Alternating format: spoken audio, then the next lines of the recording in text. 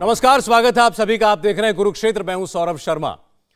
अडानी के शोर के बीच प्रधानमंत्री मोदी की एक तस्वीर और एक खबर की इस वक्त पूरी दुनिया में चर्चा हो रही है। भारत के इतिहास की सबसे बड़ी एविएशन डील हुई है। टाटा ने एयर इंडिया के लिए 470 हवाई जहाज खरीदने की डील की है। 8,000 करोड़ की इस डील को फाइनल करने के लिए प्रधानमंत्री मोदी खुद फ्रांस के राष्ट्रपति इमैनुअल मैक्रों, टाटा और एयरबस के सीईओ के साथ बैठे। राहुल गांधी समेत पूरा विपक्ष सड़क से संसद तक मोदी और अडानी के गठजोड़ को साबित करने की कोशिश में लगा है। जांच की मांग हो रही है। ऐसे में लगा तो यह था कि प्रधानमंत्री फिलहाल किसी भी उद्योगपति के साथ बैठना तो दूर, उनके साथ एक फ्रेम में दिखना भी गवारा नहीं करेंगे। लेकिन मोदी ने न सिर्फ टाटा के साथ बैठकर डील फाइनल करवाई, बल्कि फ्रांस के राष्ट्रपति को साथ लेकर इस मेगा डील को अपना पूरा संरक्षण भी दिया है। इसलिए मैक्रों हो, अमेरिकी राष्ट्रपति जो बाइडेन हो या ब्रिटेन के प्रधानमंत्री ऋषि सुनक, सभी इस डील के गीत भी गा रहे हैं और भारत की आर्थिक मजबूती की गवाही भी दे रहे हैं। सोचिए, कौन सोच सकता था कि अमेरिका का राष्ट्रपति एक दिन कहेगा कि भारत की कंपनी के पैसे से अमेरिका में 10 लाख नौकरियों को सहारा मिलेगा। फिर भी हमारे यहां यह सवाल पूछा जाता है कि मोदी को एक बिजनेस डील के लिए खुद शामिल होने की क्या जरूरत थी। आज हम आपको इसका जवाब भी देंगे। साथ ही यह बात भी होगी कि भारत की अर्थव्यवस्था के सिर्फ एक सेक्टर की एक कंपनी का अगर यह सामर्थ्य है तो यह भारत की पूरी अर्थव्यवस्था के बारे में क्या बताता है। क्या अभी भी विपक्ष यह कहेगा कि यह क्रोनी कैपिटलिज्म है, सिर्फ हम दो हमारे दो की सरकार है और भारत की इकोनॉमी बेहाल है। वैसा आज कांग्रेस ने यह बात फिर कही भी है।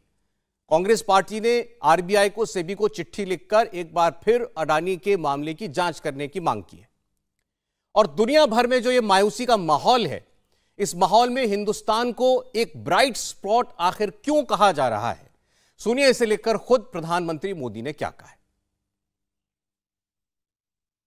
यह महत्वपूर्ण डील भारत और फ्रांस के गहराते संबंधों के साथ साथ भारत के सिविल एविएशन सेक्टर की सफलताओं और आकांक्षाओं को भी दर्शाती है। आज हमारा सिविल एविएशन सेक्टर भारत के विकास का अभिन्न हिस्सा है। सिविल एविएशन को मजबूत करना हमारी नेशनल इंफ्रास्ट्रक्चर स्ट्रेटेजी का एक महत्वपूर्ण पहलू है।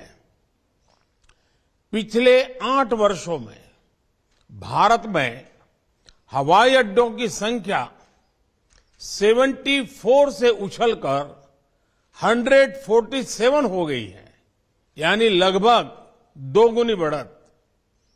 हमारी रीजनल कनेक्टिविटी स्कीम उड़ान के माध्यम से देश के सुदूर हिस्सों की एयर कनेक्टिविटी से जुड़ रहे हैं, जिससे लोगों के आर्थिक एवं सामाजिक विकास को बढ़ावा मिल रहा है। निकट भविष्य में भारत एविएशन सेक्टर में विश्व का तीसरा सबसे बड़ा मार्केट बनने जा रहा है। कई आकलनों के अनुसार भारत को अगले 15 वर्षों में 2000 से अधिक विमानों की आवश्यकता होगी। अब इस डील का क्या महत्व है, यह भारत की अर्थव्यवस्था के बारे में क्या बता रहा है, और भारत के अंदर प्रधानमंत्री का इस डील में शामिल होना, इतनी बड़ी कंपनियों के साथ उनका खुद बैठना और दूसरी ओर फ्रांस के राष्ट्रपति भी बैठे, इस पर ब्रिटेन के प्रधानमंत्री का रिएक्ट करना, अमेरिका के राष्ट्रपति का रिएक्ट करना, क्या बताता है। बात करते हैं। जफर सैयद इस्लाम साहब हमारे साथ हैं, भारतीय जनता पार्टी के राज्यसभा सांसद हैं। स्वागत है सर आपका। आलोक शर्मा जी हमारे साथ कांग्रेस पार्टी से। आलोक जी स्वागत है आपका भी। विजय सरदाना जी जुड़ रहे हैं हमारे साथ, जाने माने इकोनॉमिस्ट हैं। विजय जी स्वागत है। समाजवादी पार्टी से घनश्याम तिवारी जी जुड़ेंगे हमारे साथ, और स्टूडियो में मेरे साथ जुड़ने जा रहे हैं सीनियर जर्नलिस्ट जो खासकर डिफेंस और इकोनॉमी पर अपनी बात रखते हैं, अभिजीत अय्यर मित्रा। पहले जफर इस्लाम साहब के पास जाना चाहते हैं। सर ये बताएं, ये जो डील हुई 8,000 करोड़ रुपए की, भारत की उड्डयन के क्षेत्र की अभी तक की सबसे बड़ी डील माना जा रहा है। एक सवाल का जवाब शुरुआत में दे दें तो ये इससे हम आगे बढ़ेंगे। फिर प्रधानमंत्री खुद बैठे टाटा सन्स के चेयरमैन के साथ, खुद वो बैठे एयरबस के सीईओ के साथ, फ्रांस के राष्ट्रपति वहां बैठे हुए थे।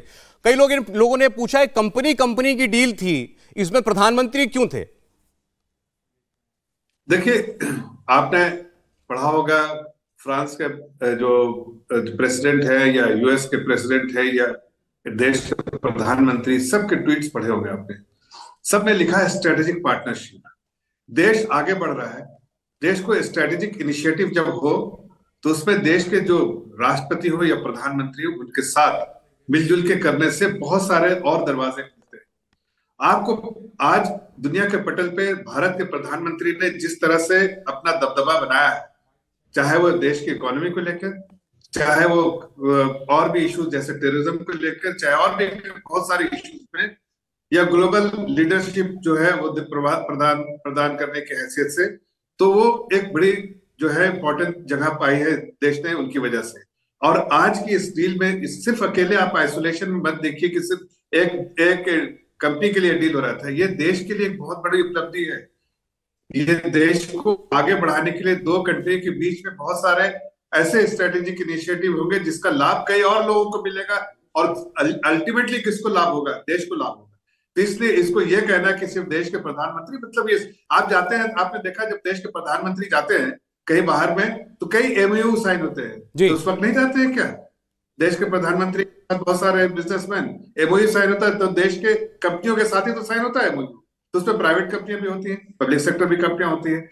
ये अगर एविएशन अगर प्राइवेट सेक्टर में है, जहाज चलाने का काम, एयरपोर्ट बनाने का काम देश के सरकार का है, लेकिन वहां सड़कें जैसे बनाते हैं उस पर गाड़ियां चलाते हैं आम लोग।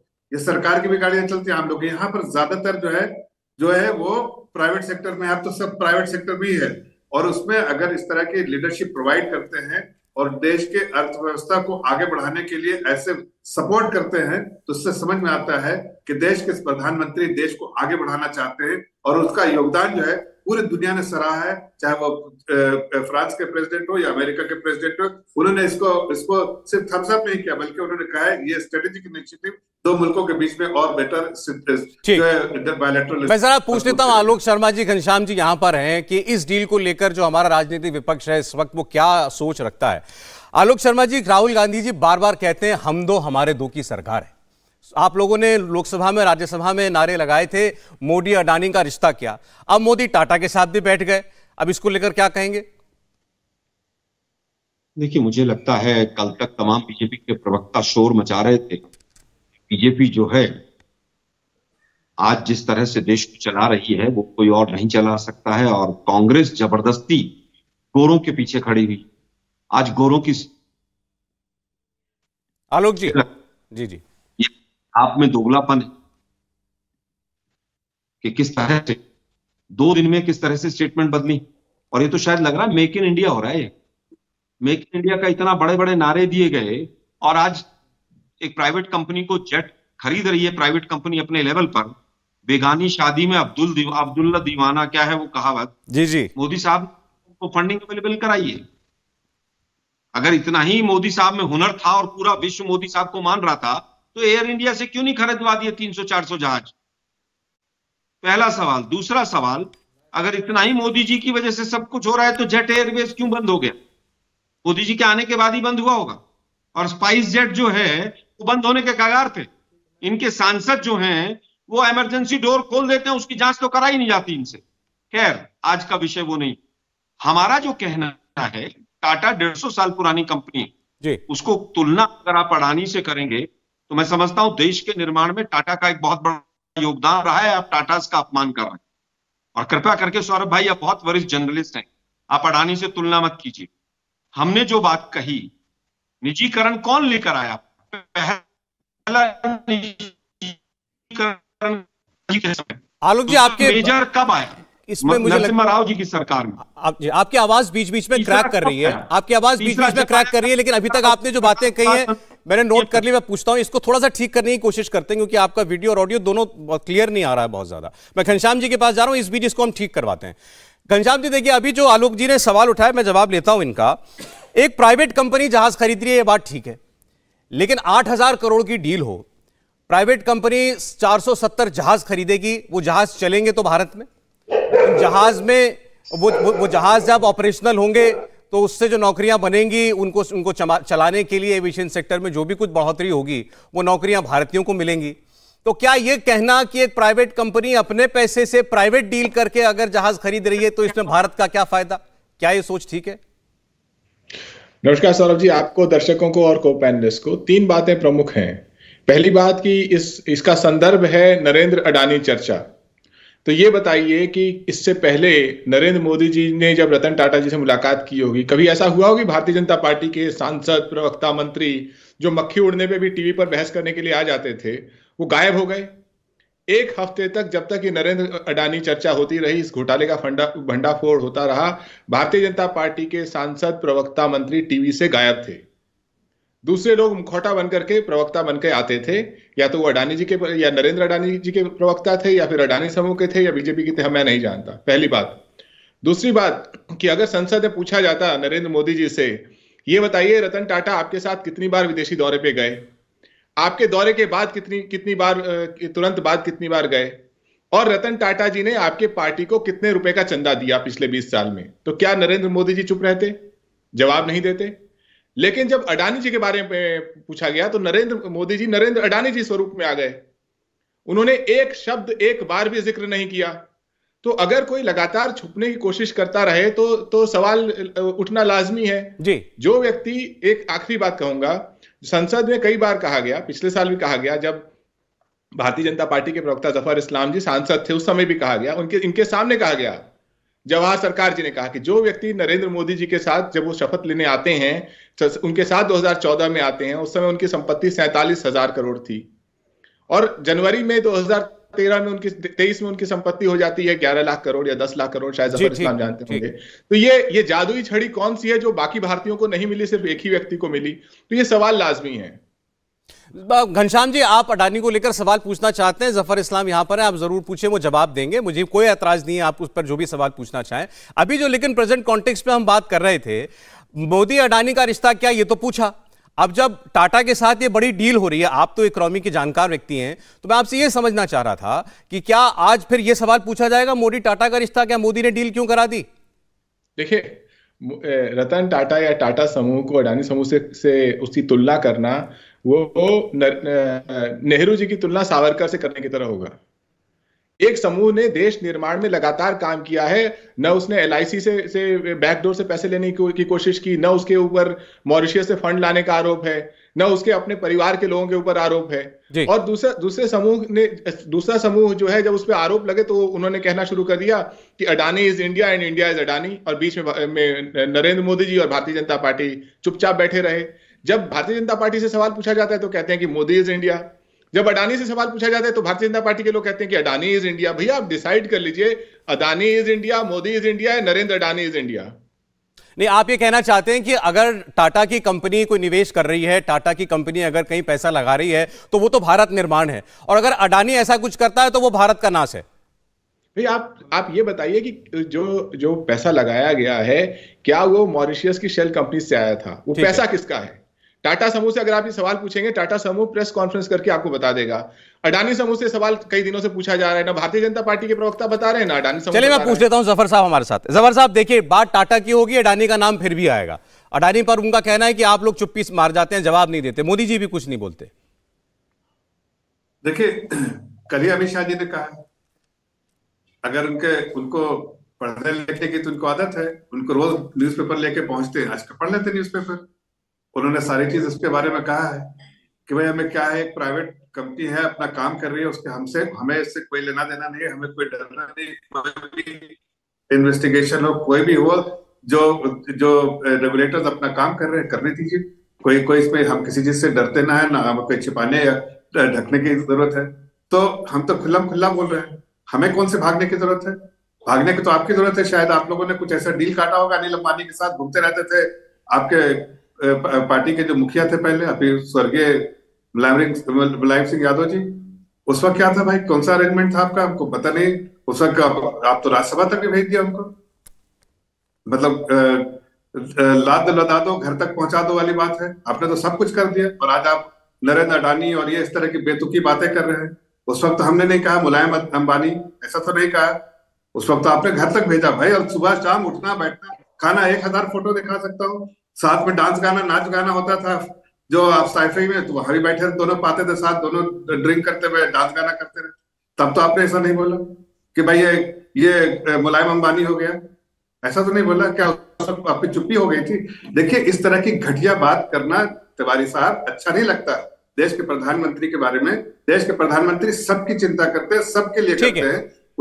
वो पॉलिसी मैटर्स के, जिसको एक होता है ना कि क्लासरूम में एक ही फर्स्ट आता है, अगर किसी को वो सिर्फ करने की, वो आइडेंटिफाई करने की अपॉर्चुनिटी थी तो कर लिया उसने, वो आगे बढ़ा है। अच्छा चलिए ठीक, अच्छा चलें ठीक। अब हम बात कर रहे हैं टाटा की बोइंग एयरबस डील की, और साथ साथ कॉन्टेक्स्ट अडानी का भी चलता रहेगा। मैं जरा आलोक जी में आता हूं, हमारे साथ दो और मेहमान एक कमेंट लेकर के फिर अपनी बात आप पूरी कहिएगा।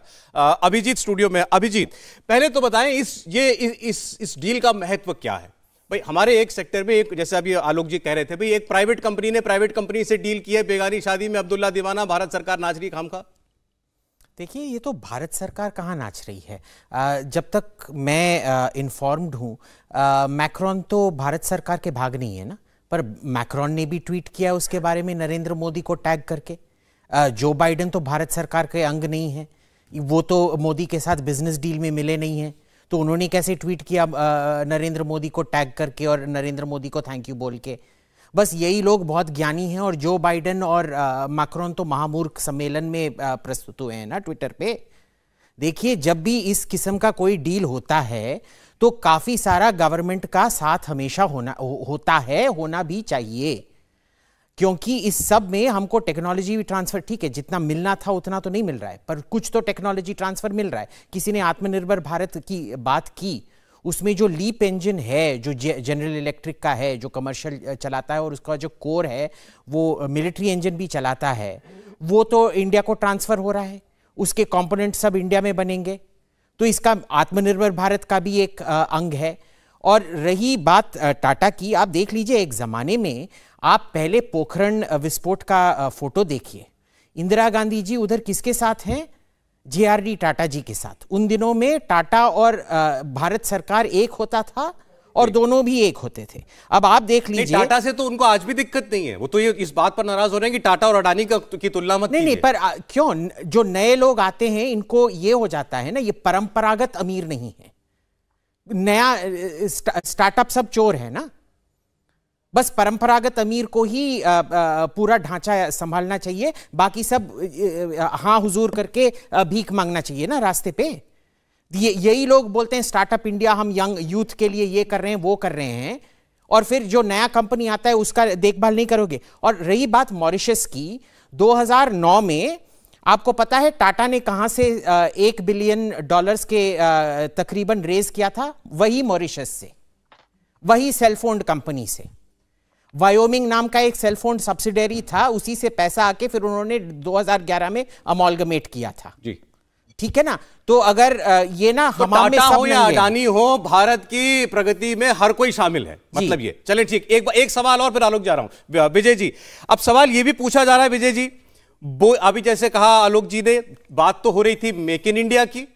अब ये जहाज जो है बोइंग बनाएगा अमेरिका में, जो बाइडेन कह रहे हैं 10 लाख नौकरी अमेरिकियों को मिलेगी, उसके लिए पढ़ाई करने की भी जरूरत नहीं, कॉलेज की डिग्री की भी जरूरत नहीं, सबको 10 लाख लोगों को नौकरी मिल जाएगी। एयरबस बनाएगा फ्रांस में, फ्रांस के लोगों को नौकरी मिलेगी। ऋषि सुनक का नाम नहीं आया था डील में, उन्होंने भी ट्वीट किया, क्योंकि इंजन बनाता है रोल्स रॉयस, वो कहते हैं यहां ब्रिटिशर्स को नौकरी मिलेगी ब्रिटेन में, भारत को क्या मिलेगा? सौरभ जी, आपको और सभी पैनलिस्ट और दर्शकों को मेरा प्रणाम। देखिए, अगर इसको थोड़ा टाइम देता हूं, एक प्रॉपर एनालिसिस जरूरी है।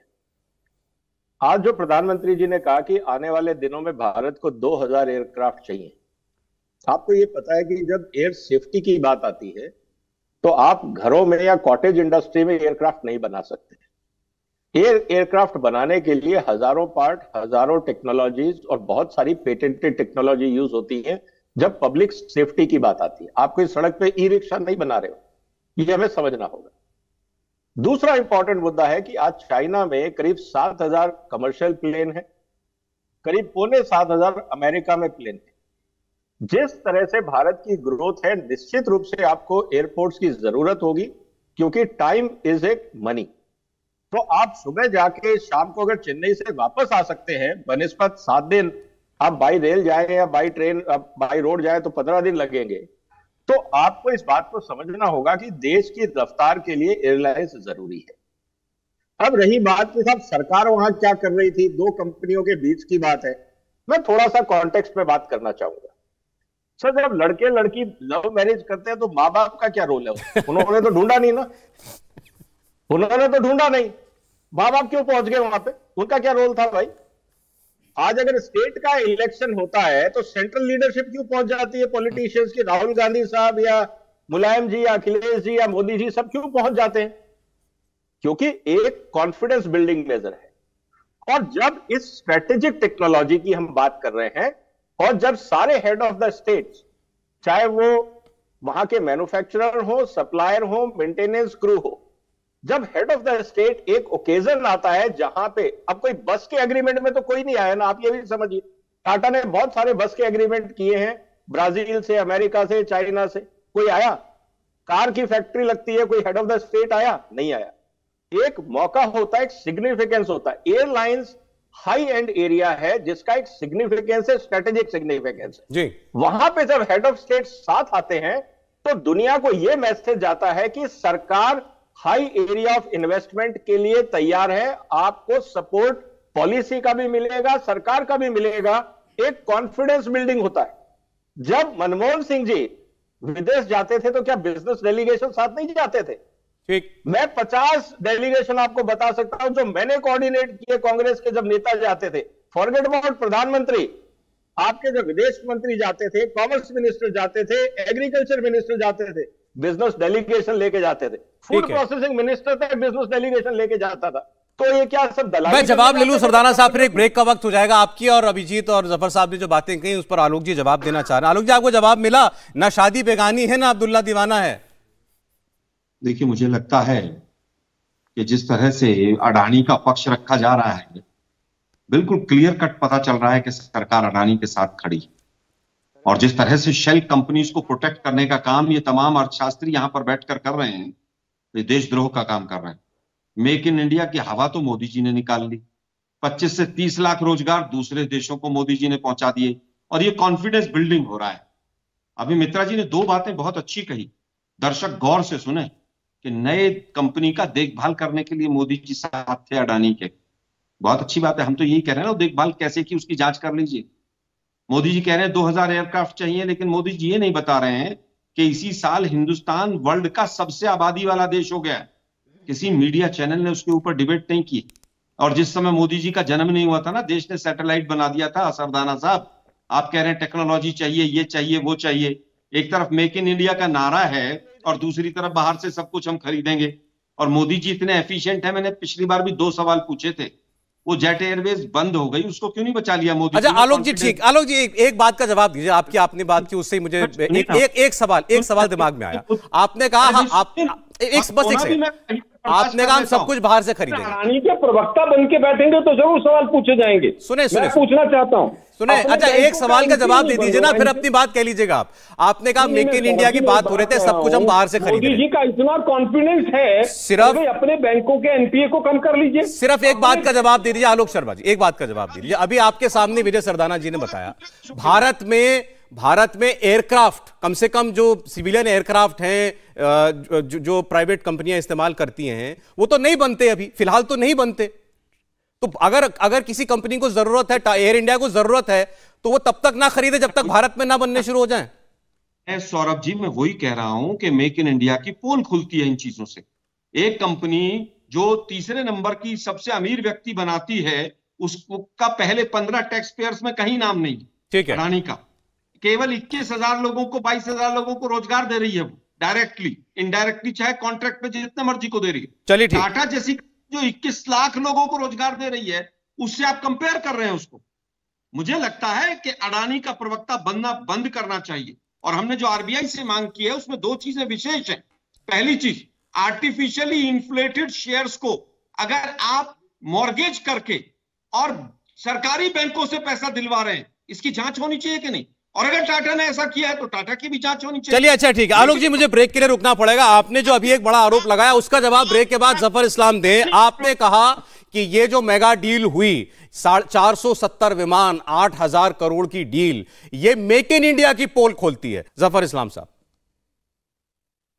देखिए, 2-3 बातें। पहली बात कि आलोक शर्मा जी को यह समझना चाहिए और शायद उनको अपना इतिहास, अपनी सरकारों का इतिहास देखना चाहिए कि जब भी डिफेंस में कोई डील होती थी कोई भी, तो सबसे बड़ी जो उन्होंने जो एक ऐसा स्ट्रक्चर बनाया था कि डिफेंस प्रोक्योरमेंट पॉलिसी में ऐसा रखा था कि सब सामान जो है, इवन पार्ट्स जो है, स्पेयर पार्ट्स, वो बाहर से ही आए, इसलिए कि मिडिल मैन और कमीशन की जो है राजनीति वो करते थे।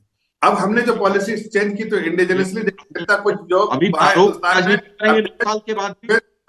आलोक जी मैं आ जाऊंगा, आप एक दूसरे के ऊपर बोलेंगे, किसी की बात समझ में नहीं आएगी। आप लोग दोनों क्योंकि जूम लिंक पर हैं शायद। जी मेरा मैं बोल रहा हूँ, टेक्नोलॉजी ट्रांसफर की कंडीशन हमने लगाई है, इंटेलिजेंसली हम उसको बनाएंगे, ये हमने कंडीशन लगाई है, और इससे स्पेयर पार्ट्स भी बन रहा है, नौकरियां मिल रही, देश आत्मनिर्भर भी बन रहा है, और जो है वो मेक इन इंडिया भी हो रहा है, और ये सब चीजें जो इनके आंखों के सामने हो रहा है। अब कोई मिडिल मैन नहीं रहता।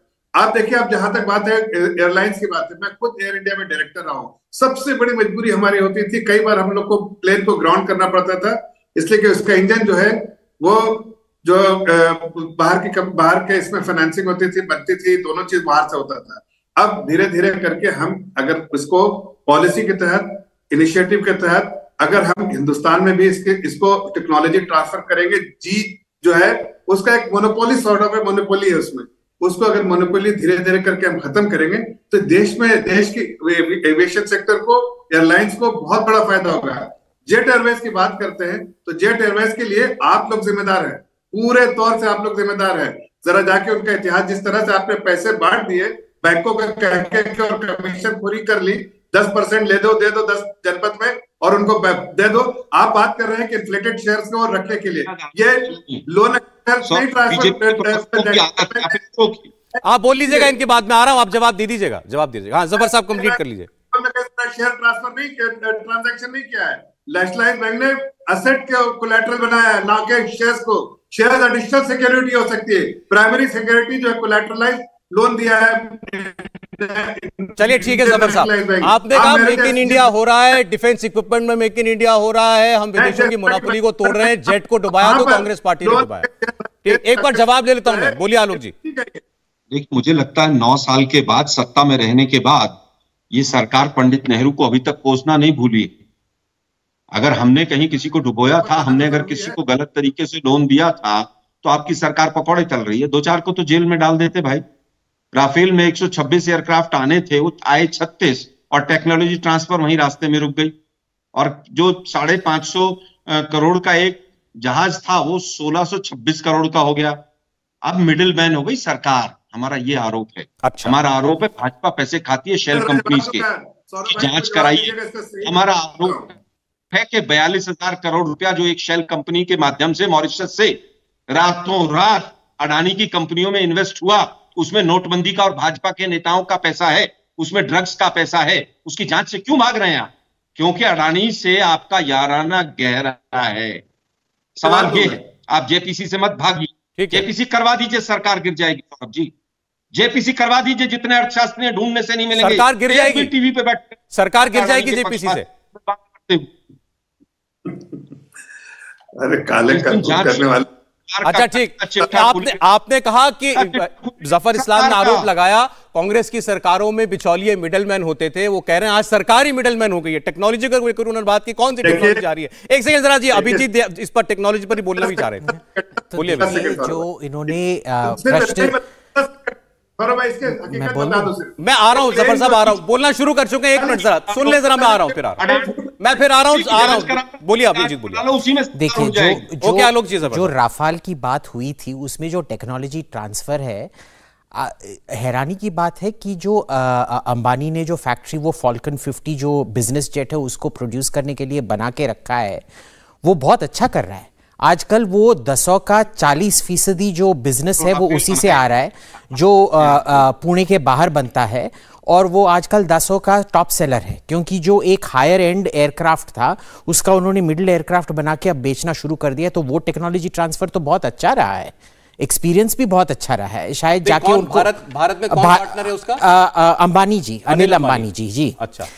तो वो तो बहुत अच्छा रहा है। 4 साल पहले तक तो वो दिखाते थे खाली प्लॉट है, सामने केवल बोर्ड लगा था, तो वहां कुछ बनने लगा है, एक्सपोर्ट होने लगा है। और अब जो पेरेंट कंपनी है फ्रांस में दासो का 40% रेवेन्यू उसी से आता है। अब ये जो बोइंग एयरबस के साथ डील हुई है, बोइंग एयरबस, ये तो प्राइवेट कंपनी ने, टाटा ने की, ये भारत में भी कुछ लगाएंगे पैसा अपना?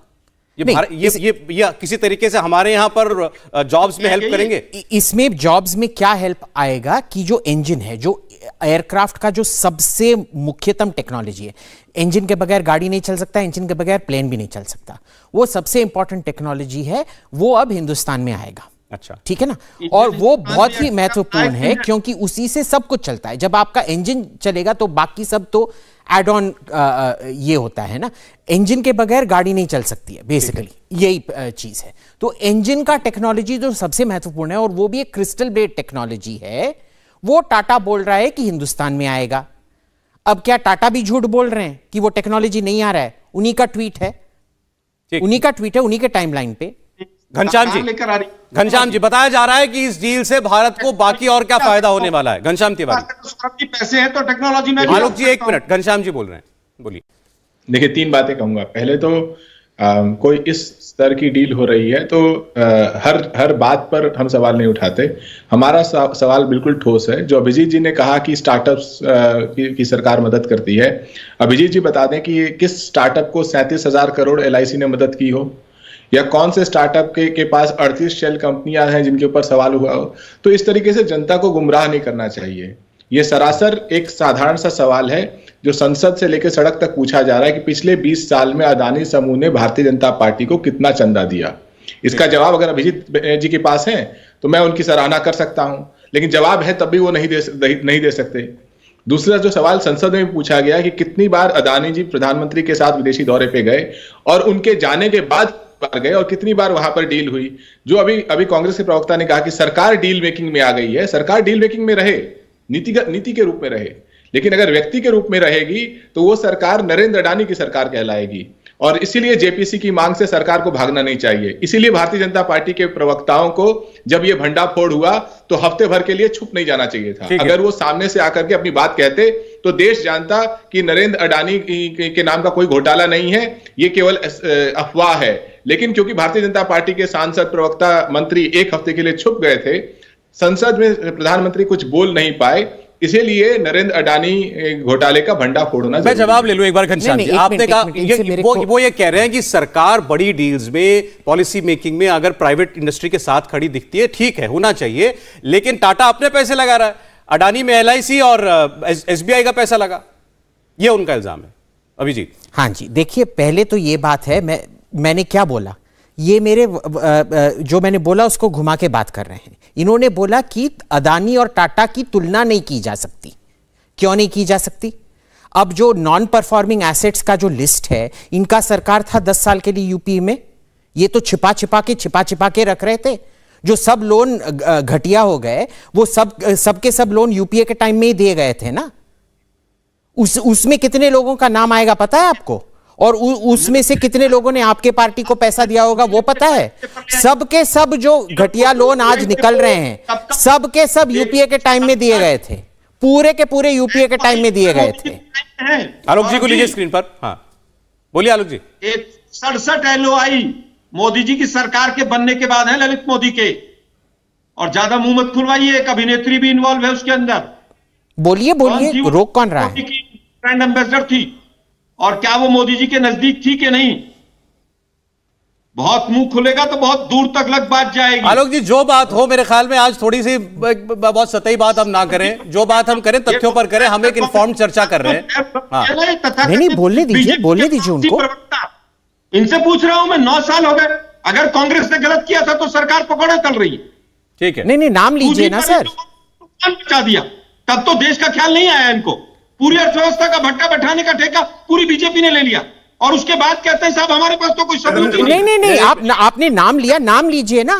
अदानी का तो नाम लेते रहते हैं, लीजिए सबका नाम। इतना काला धन आप डर क्यों रहे हैं नाम लेने से? नाम लीजिए। चलिए, अडानी की चर्चा चल रही है, अडानी की चर्चा चल, नाम लीजिए, नाम लीजिए, अडानी की चर्चा चल रही है। मैं विजय जी के पास एक बार फिर जाना चाहता नाम हूं। लीजिए। जहां तक जांच की बात है, इसमें 2-3 बातें दर्शकों को जाननी चाहिए। मामला सुप्रीम कोर्ट के पास भी है। आज कांग्रेस की एक नेता ने सुप्रीम कोर्ट में याचिका दाखिल की। 2 दिन बाद उसकी सुनवाई भी होने जा रही है। अडानी जी आज, गौतम अडानी ने आज स्टेटमेंट भी, आलोक जी प्लीज सुनिएगा, उन्होंने कहा कि ये जो कुछ स्टॉक मार्केट में उथल पुथल चल रही है वो टेम्पररी है, सब कुछ जल्दी ठीक हो जाएगा। उनकी जो मेन फ्लैगशिप कंपनी है उसके अभी नतीजे भी आए हैं, उसमें भी कंपनी का जो रेवेन्यू है वो काफी बढ़ा हुआ दिखाई दे रहा। तो अडानी साहब वो खुद बड़े निश्चिंत हैं कि सब कुछ अपने आप कुछ वक्त में ठीक हो जाएगा। किसी की शरारत थी हिंडनबर्ग की, और सुप्रीम कोर्ट में भी सरकार कह रही है कि हम कमेटी बना देते हैं, जांच कर लेगी। सेबी कह रही है सुप्रीम कोर्ट में कि हम जांच हमने शुरू कर दी है, हम पता लगा लेंगे कि कुछ गड़बड़ होगी तो। लेकिन बात फिर भी ये हो रही है कि भरोसा केवल जेपीसी पर है, सेबी पर भरोसा नहीं है हमको। सरकार कमेटी बनाएगी, किसको रखेगी क्या पता। विजय सरदाना जी, एक बार विजय जी, आलोक जी प्लीज एक मिनट। विजय जी, मैं कह रहा हूं सौरभ जी, मुझे केवल ये बता दीजिए सेबी के कितने अधिकारी आज तक जेल में गए? जब क्या सेबी को फिर सेबी कटघरे में, तो सरकार जांच करेगी, सरकार कटघरे में, एसबीआई जांच करेगा, एसबीआई कटघरे में। ठीक है, वही तो मैं कह रहा हूं कि आपको किसी भी और संस्था पर भरोसा नहीं है, इसीलिए आप कह रहे हैं कि जेपीसी जांच करे, और आपने ये भी कहा कि जेपीसी जांच करेगी तो सरकार गिर जाएगी। विजय सरदाना याद है बोफोर्स में, विजय सरदाना याद है बोफोर्स में जेपीसी में क्या हुआ था? एक मिनट, एक बार जरा विजय जी की आवाज है, बोलिए विजय जी, बोलिए। कर लेते हैं ना, हाँ बोलिए। अगर तथ्यों पे बात कर ले तो इसका मतलब ये है कि कांग्रेस के टाइम पे जितने घोटाले हुए तो कितने कांग्रेस नेता जेल गए या कितने मंत्री जेल गए? सवाल ये नहीं है, सवाल ये है कि संसद ने एक कानून पास किया। आलोक जी प्लीज, आलोक जी सुन के मैंने आपको सुना, सबने सुना आपको, चिल्लाने से आपको सुना सबने। आलोक जी प्लीज थोड़ा धैर्य से, एक एक करके बोलिए विजय जी। देखिए, संसद ने विजय जी की आवाज है। गुस्सा क्यों आ रहा है यार? संसद ने 2 कानून पास किए, एक है सेबी एक्ट और दूसरा है आरबीआई एक्ट, उसमें, और तीसरा है कंपनीज एक्ट। तीनों कानूनों में यह लिखा है कि किस किस लेवल पे अगर कोई चीज इल्लीगल होती है या अगेंस्ट द गाइडलाइन होती है, उस पे कैसे इन्वेस्टिगेशन होगा और कैसे कार्रवाई होगी। आप ये कह रहे हैं कि बगैर उन तीनों कानूनी प्रावधान का उपयोग किए हम सीधा जेपीसी में चले जाएं, तो फिर एक काम यह करिए कि देश से सारे कानून हटा दीजिए, हर चीज जेपीसी चली जाए। आप पहले संस्थाएं जो बनाई है संसद ने, उनको आप काम करने दीजिए, उनकी रिपोर्ट आने दीजिए। आपको अगर उसमें गैप लगता है, आपके सवालों के जवाब नहीं है, तो आप आगे बढ़िए। कहने का मतलब यह है कि संसद एक कानून बनाए, और वो कानून बनाए कांग्रेस की सरकारों ने, और अब आप ये कहते हो कि नहीं, उन कानूनों का कोई मतलब नहीं है, हमें सिर्फ जेपीसी चाहिए। तो इसका मतलब या तो कांग्रेस नहीं, क्योंकि वो ये कहते हैं ना विजय सरदाना जी की सारी संस्थाओं पर तो बीजेपी ने कब्जा कर लिया, कोई बॉडी इंडिपेंडेंट नहीं है। तो यार अगर कब्जा कर लिया तो आप कोर्ट में जाइए ना कि ये वायलेशन हुआ। एक बार जफर इस्लाम जवाब दे रहे हैं इस बात का, पॉलिटिकल आरोप है, पॉलिटिकल आदमी जवाब दे। बोलिए जफर जी। आप लोग देखिए, मैं जैसे देख रहा हूँ आलोक भाई को, कैसे बौखलाए दिखते हैं। अरे माना कि भाई जनता ने सरकार से आपको हटा दिया है, कमीशन खोरी से मोदी जी ने आपको खत्म की, इसलिए कि यहाँ देश में कमीशन, चाहे बैंकों को लोन रखिए, एक एक करके। आलोक जी मैं आपके पास भी आ जाऊंगा। सब जगह आपको कमीशन चाहिए था, उससे आपको जो है मोदी जी ने निजात दिला दिया, खत्म कर दिया। तो ऐसे भौंक रहे हैं आप, ऐसे जैसे पता नहीं। जफर साहब प्लीज थोड़ा शब्दों का चयन ठीक कीजिए, प्लीज प्लीज। अभी सामने से पलट के बातें फिर वैसी होने लग जाएंगी, चर्चा बिल्कुल खत्म हो जाएगी। के बारे में कैसी बातें कर रहे थे, किस तरह की शब्दावली का इस्तेमाल कर रहे थे। मैं एक डिसिप्लिन पार्टी का सोल्जर होने के नाते बहुत डिसिप्लिन के तरीके से जवाब दे रहा हूं, वरना मैं आलोक भाई को उसी अंदाज में जवाब देता, लेकिन मैं चुप रह रहा हूं इसलिए कि डिसिप्लिन पार्टी का सोल्जर हूं, डिसिप्लिन में रहने की आदत है। दूसरी बात मैं कहना चाहता हूं, इनको दिख नहीं रहा है, इनको पता नहीं कौन से चश्मे पहने हैं, जरा पावर चेक करा लीजिए। देश आगे बढ़ गया है आलोक भाई, आप बहुत पीछे खड़े दिख रहे हैं, कतार में जो है ना पीछे ही चल रहे, आपको पीछे। चलिए ठीक, 15 सेकंड। आलोक जी वो कह रहे हैं जांच होने दीजिए, पहले सेबी जांच कर ले। ये सब स्टैट्यूटरी बॉडीज हैं, इन पर थोड़ा भरोसा रखिए, आप ही की बनाई हुई हैं। अगर इन्हीं पर भरोसा करना है तो 5 लाख केस जो एसबीआई के चल रहे हैं उनको कोर्टों में बंद कर दीजिए। एसबीआई पे भरोसा कर लीजिए, जो एसबीआई कह रही है सब ठीक कह रही है, बस गजब है। मतलब भाई तर्क का कुतर्क जो देना है बोल के चले जा रहे हैं। दूसरी चीज, एसबीआई के कितने अधिकारी जेल में, जरा उसकी संख्या बता के जाना मुझे। आप हर किसी को जेल में क्यों डालना चाहते हैं? पहले किसी का गुनाह तो साबित होने दीजिए। सौरभ जी मुझे बताइए, एसबीआई जांच कर रही है, कौन जांच कर रहा है? कोई चिट्ठी है आपके पास? नहीं, सेबी ने सुप्रीम कोर्ट में कायम जांच कर रहे हैं। सेबी ने सुप्रीम कोर्ट में जांच करने की बात नहीं कही है। आप उनकी स्टेटमेंट पढ़िए, क्या कहा है उन्होंने। क्या कहा बताइए। सेबी अभी सुप्रीम कोर्ट में नहीं है। क्या जो मर्जी बोल के चले जा रहे हैं आप लोग भाई। अरे भाई आप मुझे करेक्ट कर दीजिए, मैं खड़ा हूं आपके सामने। सुप्रीम कोर्ट में सेबी ने ये कहा ना कि हम मामला देख रहे हैं, नहीं बोला नहीं है और कोई जांच नहीं चल रही है। सेबी का स्टेटमेंट है, उसमें अडानी नाम ही नहीं है। ठीक है। और एसबीआई ने जो स्टेटमेंट किया उसमें 2-3। अरे समय मेरे पास बिल्कुल खत्म हो गया, समय बिल्कुल खत्म हो गया। आप कुछ एंड में बहुत शॉर्ट में ऐड करना चाहते हो? मैं बस ये पूछना चाहता हूं कि ठीक है जेपीसी करना चाहिए। अब जेपीसी में क्या होता है, कोई एक या तो राज्यसभा या लोकसभा मोशन पास करेगा और दूसरे को अग्री करना चाहिए। उसका मेंबरशिप भी बीजेपी सबसे ज्यादा रहेगा या नहीं? क्योंकि उसका रिप्रेजेंटेशन हमेशा, तो कांग्रेस वाले खुद कह रहे हैं कि उसमें मेजॉरिटी बीजेपी की होगी। हाँ तो फिर जेपीसी क्या, ये लोग कोर्ट क्यों नहीं जा रहे हैं? राफाल में तो कोर्ट गए थे ना। हमने राज्यसभा तो भेजने का रास्ता बना ही दिया न्यायालय को। अब देखो अब जब जेपीसी का बोलूं तो कुछ और। चलिए समय खैर इतना ही था। अब इस डील को हमने थोड़ा समझा आज अपने दर्शकों के, हमारे मेहमानों के माध्यम से। आलोक जी ने अपने आरोप दोहराए हैं, बहुत धन्यवाद करूंगा सभी लोगों का। सैयद जफर इस्लाम जी, आलोक शर्मा जी, घनश्याम तिवारी जी, अभिजीत अय्यर मित्रा जी, विजय सरदाना साहब, बहुत शुक्रिया। इंडिया टीवी हर वक्त हर जगह डाउनलोड करने के लिए सर्च करें India TV news Google play store या ऐप स्टोर पर।